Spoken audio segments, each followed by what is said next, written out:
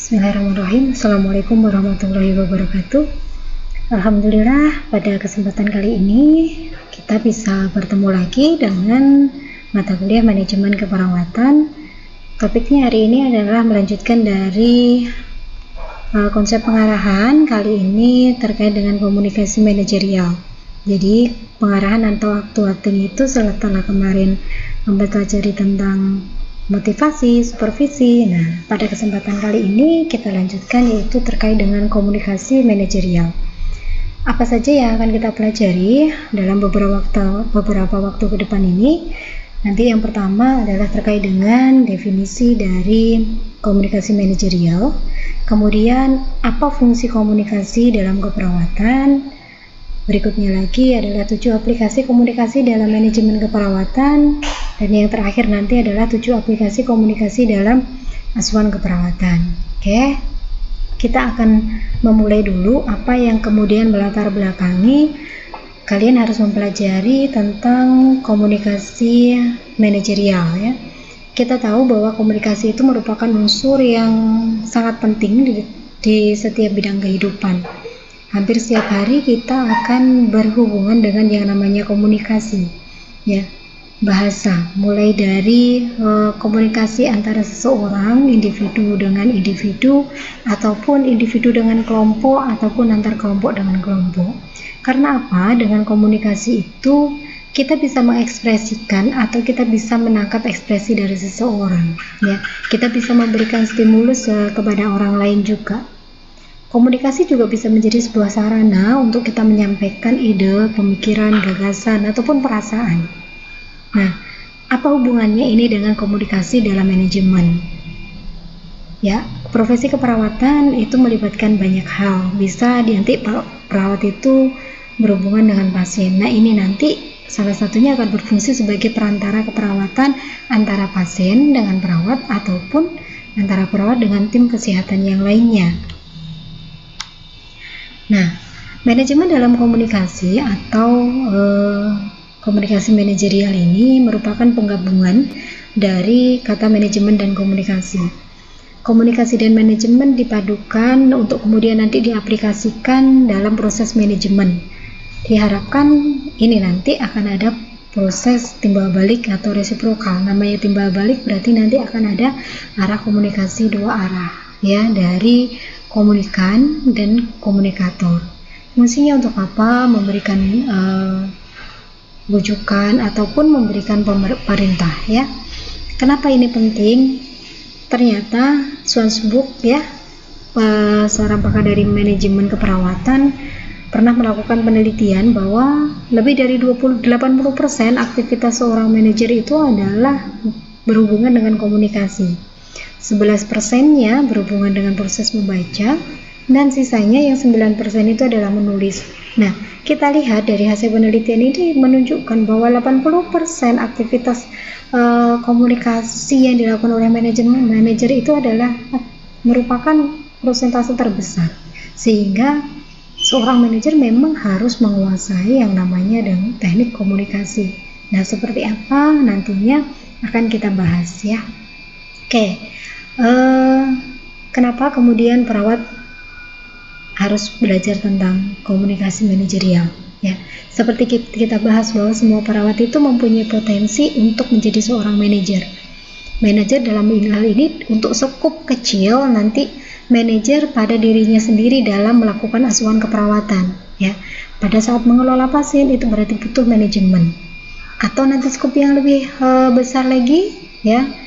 Misalkan di dalam sebuah ruang perawatan, perawat itu bisa berperan sebagai seorang manajer, dalam hal ini adalah kepala ruangan. Nah, kalau bidang lingkupnya adalah di rumah sakit, nanti bisa sebagai seorang kepala bidang keperawatan. Nah, ini sudah melatar belakangi bahwa perawat itu memang nantinya akan berperan sebagai seorang manajer. Nah, apa fungsi komunikasi ini? Nanti diharapkan dengan memahami komunikasi itu, seorang perawat akan bisa menjalankan tugas dengan baik. Tugasnya sebagai apa? Nantinya sebagai penghubung antara pasien dan perawat, ya, antara pasien dengan dokter atau tenaga kesehatan yang lain. Kenapa? Perawat di sini mempunyai sebagai center dari komunikasi. Kita paham bahwa perawat itu adalah profesi yang notabene-nya 24 jam dia akan berada di dekat pasien dibandingkan dengan profesi yang lain.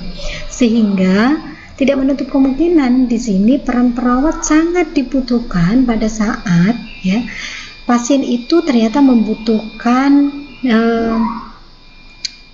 bantuan atau membutuhkan terapi dari dokter. Sementara dokter itu tidak ada di situ. Nah, berarti nanti perawat ini bertugas atau mempunyai fungsi nanti menghubungkan kondisi yang dihadapi oleh pasien kepada dokter penanggung jawabnya. Begitu juga dengan profesi yang lain, ya. Sehingga di sini penting sekali perawat itu menguasai komunikasi, ya. Kemudian aplikasi komunikasi dalam keperawatan itu bisa dalam bentuk banyak hal, mulai dari awal kita melakukan pengkajian atau anamnesis, ya.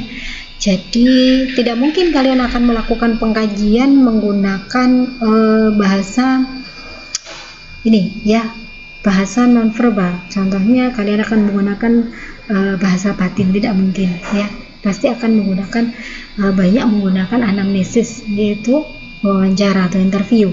Kemudian timbang terima atau handover, ya, serah terima, timbang terima atau handover antara shift perawatnya, antara perawat yang shift pagi ke yang shift sore ataupun sore ke malam atau malam ke pagi. Itu juga membutuhkan komunikasi, ya.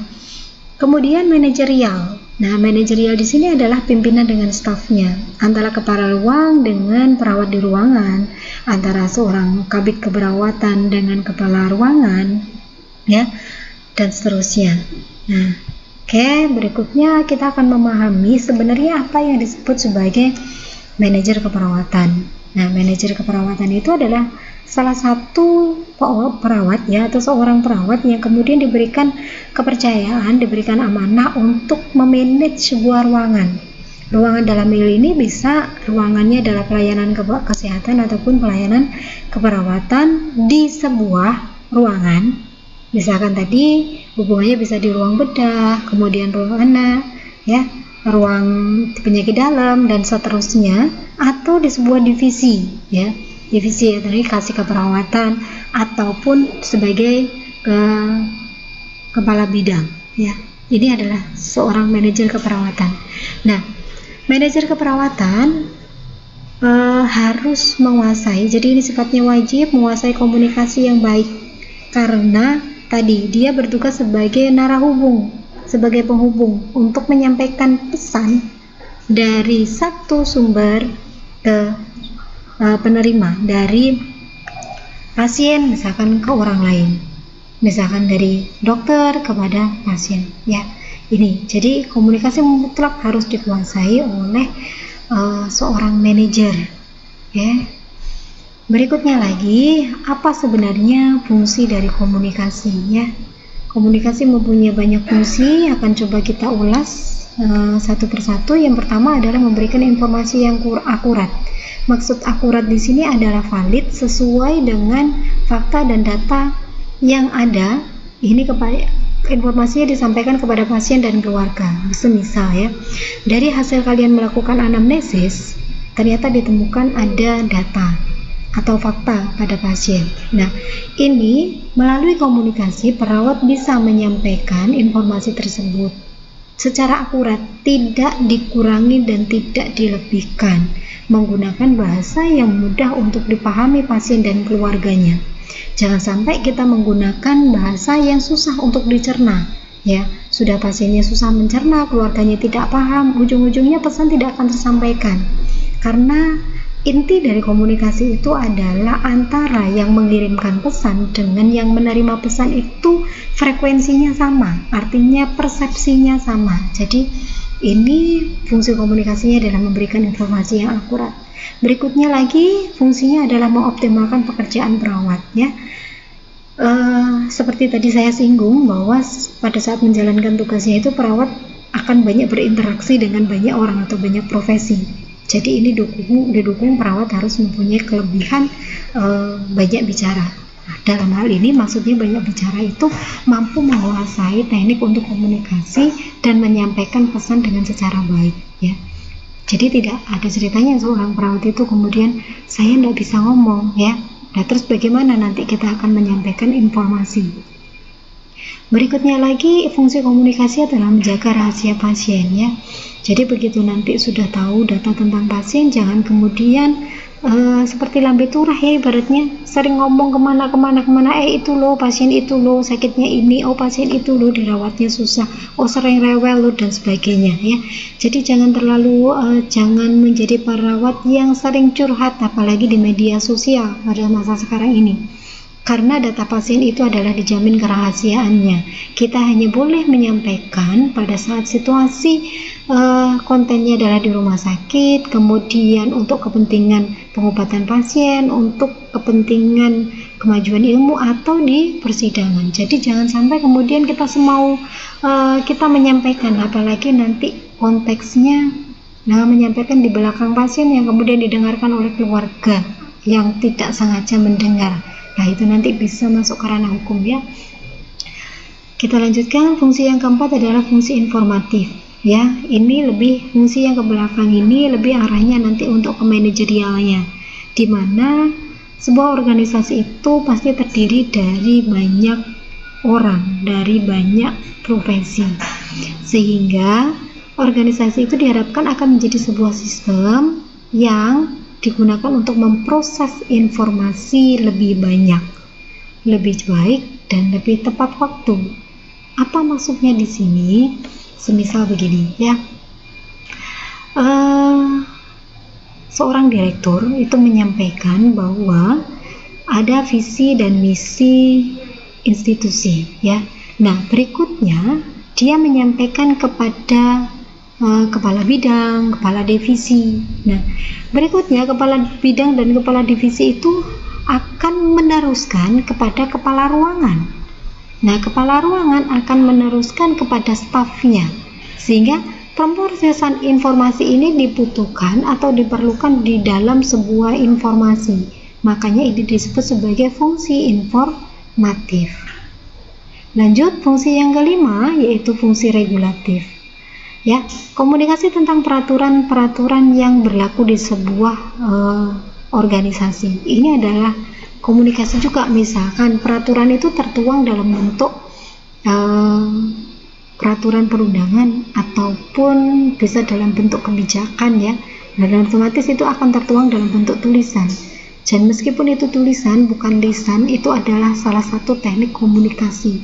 Dengan adanya pesan yang disampaikan melalui tulisan yang tertuang di dalam sebuah aturan, nah itu seorang pimpinan, seorang pembuat kebijakan sedang mengkomunikasikan pesan kepada orang yang berkepentingan. Nah, berikutnya adalah fungsi integratif, di mana ini fungsinya sebuah organisasi itu perlu membuat sebuah saluran atau media yang memfasilitasi staf melakukan pekerjaan dengan baik. Dan sekarang ini tidak merupakan hal yang mudah untuk diwujudkan dengan adanya banyak media sosial yang di situ nanti akan memfasilitasi antara satu orang dengan orang lain di dalam menyampaikan adanya suatu informasi atau pesan, ya. Arahnya ke seperti itu. Nah, kita lanjutkan komunikasi manajer keperawatan. Apa yang dimaksud dengan komunikasi manajer keperawatan? Di sini adalah komunikasi manajerial itu mempunyai beberapa pokok bahasan. Yang pertama nanti yang harus diketahui adalah memahami terkait dengan struktur organisasi, ya. Di sini seorang manajer penting untuk memahami sasaran atau lawan bicaranya. Kenapa? Ini akan berhubungan dengan pengaruh pada saat mengambil keputusan. Siapa yang diajak bicara? Siapa sasarannya? Ya, ini penting untuk dipahami. Kalau dia sedang berbicara dengan pimpinannya atau dengan bawahannya, pasti itu akan berbeda nantinya cara menyampaikannya, karena itu akan berhubungan dengan keputusan yang akan diambil. Berikutnya lagi adalah proses kebijakan. Seorang manajer perlu untuk berkonsultasi dengan orang yang lebih paham tentang apa nanti menyampaikan isi komunikasinya, ya, isi komunikasi yang akan diberikan, kemudian ada feedback pakar sebelum menyampaikan informasi penting tersebut. Ya, ini proses ini harus dilakukan. Jangan asal begitu ada informasi langsung disampaikan kepada orang lain tanpa diolah dulu, tanpa dicerna dulu. Ya.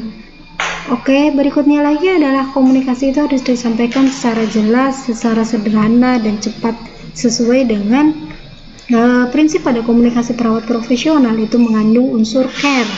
Care C-nya adalah complete, accurate, rapid, and English ya. Ini. Berikutnya lagi adalah menerapkan komunikasi setiap memberikan pelayanan kesehatan, di mana perawat diharapkan di sini menerapkan komunikasi yang lengkap, adekuat, cepat ya, yang care tadi, dan menguasai bahasa Inggris. Kenapa? Karena sekarang di era MEA ya, kita dituntut untuk mampu bersaing di pasar global.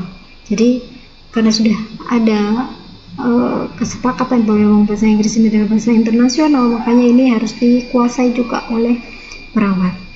Berikutnya lagi feedback dari komunikan ya.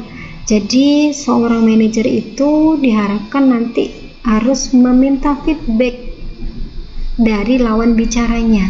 Ini bisa digunakan sebagai bukti bahwa pesan itu tersampaikan tepat sasaran ya. Kalau kemudian tidak ada feedback, kita bisa menyimpulkan apa kemudian sasaran atau lawan bicara itu paham dengan pesan yang disampaikan atau malah tidak jelas sama sekali. Nah, ini makanya penting adanya feedback. Berikutnya adalah menjadi pendengar yang baik. Seorang manajer itu juga tidak selalu harus berbicara, meskipun tadi 80%-nya adalah lebih banyak menggunakan komunikasi, tetapi pada waktu tertentu dia juga harus menjadi pendengar yang baik ya, menunjukkan sikap menerima informasi dari orang lain. Jangan sampai kemudian bahwa mempunyai anggapan fatwa atau apa yang disampaikan oleh manajer itu adalah patut untuk dipatuhi oleh semua orang. Ya, jangan otoriter seperti itu. Jadi seorang manajer itu juga kadang-kala harus bahkan sering ya harus mendengarkan apa masukan dari staf atau bawahan, selama itu kemudian untuk kepentingan organisasi. Nah, itu penting seorang manajer kemudian harus menghargai pendapat dari orang lain. Oke. Berikutnya ya, arahnya adalah, nah ini bagaimana aplikasi dari komunikasi di dalam manajemen keperawatan ya. Ada dua nanti yang akan kita pelajari. Yang pertama adalah ke manajemen keperawatan, dan yang terakhir nanti adalah ke asuhan keperawatan ya. Ini merupakan 7 aplikasi komunikasi dalam manajemen keperawatan. Yang pertama nanti bisa kita gunakan untuk mengkoordinasikan jenis asuhan keperawatan. Maksudnya di sini apa? Nanti kita bisa mengkomunikasikan jenis metode asuhan keperawatan profesional apa yang akan digunakan atau dijalankan di dalam manajemen sebuah ruangan. Misalkan apakah akan menggunakan metode tim atau menggunakan primer atau menggunakan case ya. Itu perlu dikoordinasikan antara perawat manajer dengan stafnya. Berikutnya lagi contohnya aplikasinya adalah untuk evaluasi data. Maksudnya apa? Di evaluasi data ini, komunikasi itu bisa berfungsi untuk menyampaikan apakah kondisi pasien itu tetap atau ada perubahan, atau kalau kaitannya dengan manajerial apa, misalkan ada sebuah masalah atau masalah itu sudah terselesaikan atau sudah ada perubahan. Itu contoh evaluasi data.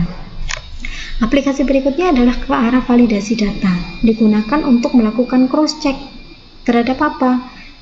Terhadap data yang perlu dikonfirmasi. Jadi tadi yang saya sampaikan bahwa setiap pesan itu terkadang perlu untuk dicerna, di cross check dulu, harus tabayun dulu ibaratnya ya, benar atau tidak, dilakukan konfirmasi.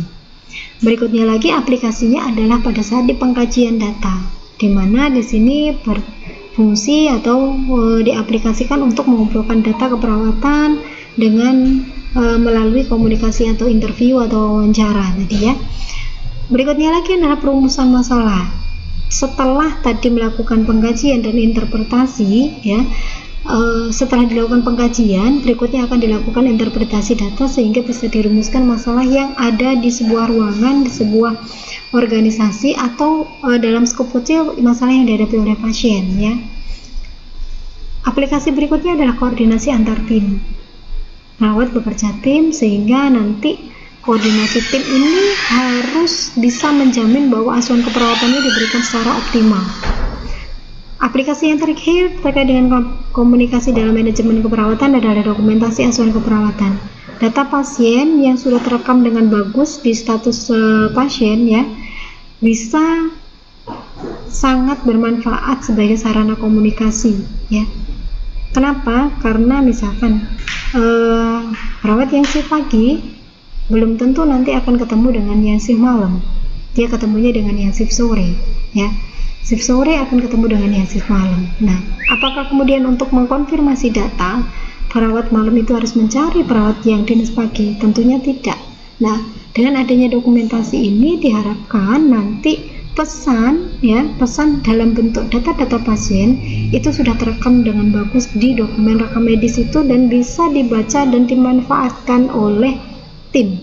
Nah, itu contoh aplikasi komunikasi dalam manajemen keperawatan. Nah, berikutnya lagi ini adalah aplikasi komunikasi dalam manajemen asuhan keperawatan. Apa perbedaannya? Nah, ini perbedaannya. Komunikasi dalam manajemen asuhan keperawatan itu meliputi 5 hal. Yang pertama, komunikasi timbang terima ya. Pada saat timbang terima, saat handover ya, ini dibutuhkan komunikasi yang jelas terhadap kebutuhan pasien. Ini ada tercipta interaksi antara perawat dengan perawat, akan ada feedback ya. Jadi antara perawat yang mengoperkan dengan yang menerima ini harus ada feedback, ada interaksi.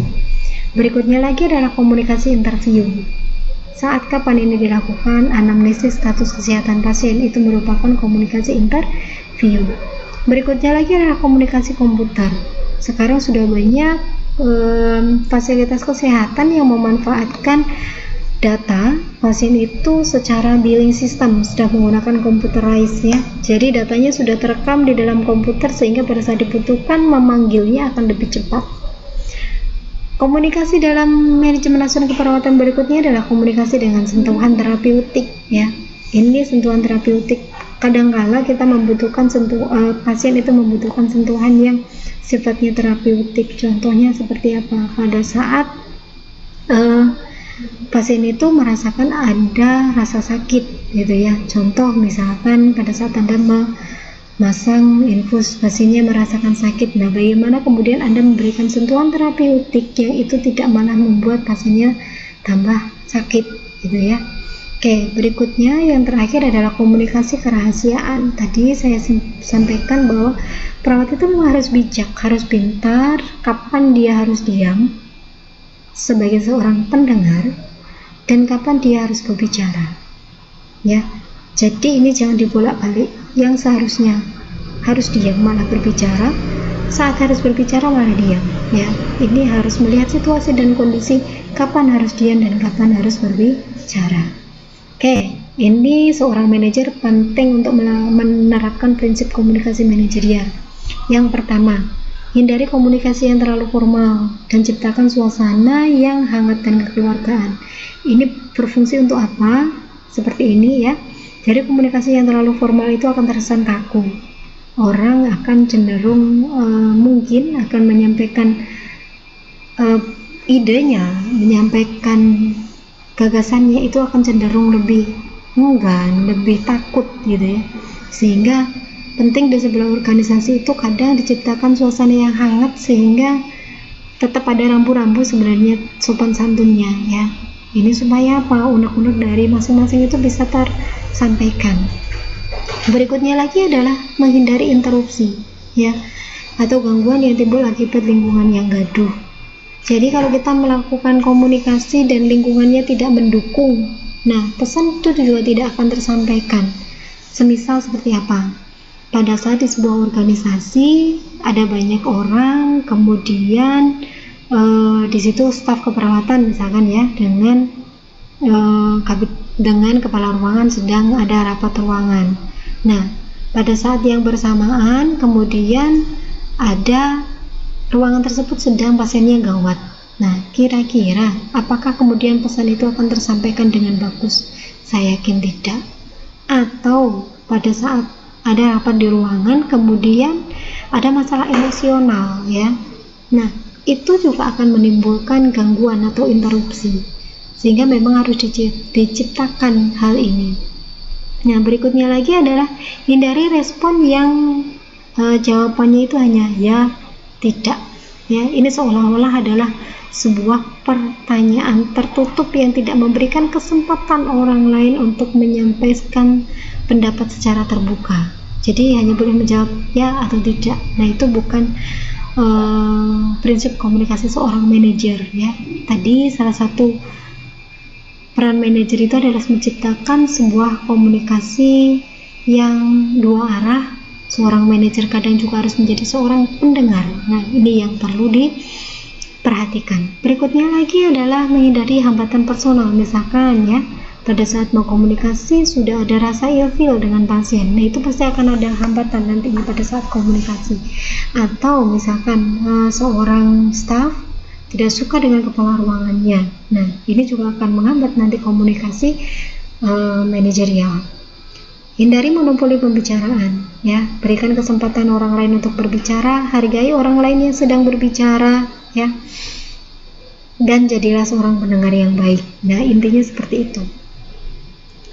Oke, mungkin itu yang bisa saya sampaikan terkait dengan materi komunikasi manajerial. Semoga informasi ini bisa kalian terima dengan baik ya, dipelajari dengan baik, dan yang lebih penting lagi adalah dimanfaatkan, karena ilmu itu akan sangat bermanfaat apabila bisa diaplikasikan, bisa dirasakan manfaatnya oleh orang lain ya, tidak hanya sekedar dihafal.